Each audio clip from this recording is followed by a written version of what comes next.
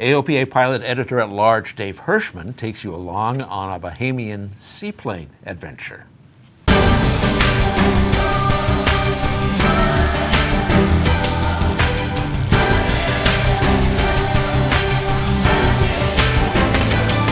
The sparkling blue of the Bahamas is intriguing at any height, but when seen up close from a seaplane, it dazzles.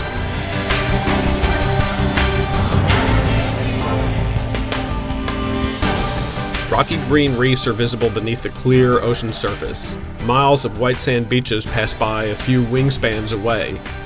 Tiny, never-visited atolls barely clear the ocean surface.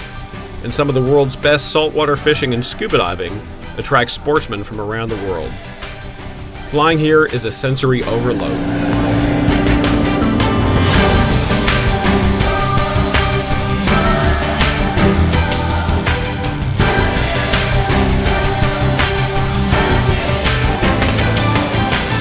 The best part is that these exotic adventures are well within reach for U.S. pilots. Even a relatively slow-flying Cub, for example, can make the trip from South Florida to the Bahamas' more distant out islands in a single day.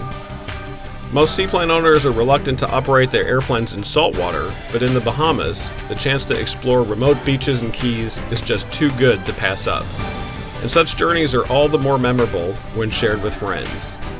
These Cubs have been prepared for saltwater with extra corrosion protection, and they'll be thoroughly cleaned when they return to the mainland.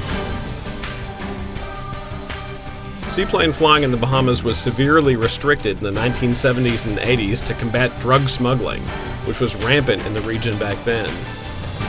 Some of those outdated laws are still on the books, and AOPA is working with the Bahamian government to open up more opportunities for recreational seaplane flying. These aviation-friendly islands are well known to U.S. pilots, and expanding seaplane flying here adds a whole new dimension to the excitement. Dave Hirschman, AOPA Live.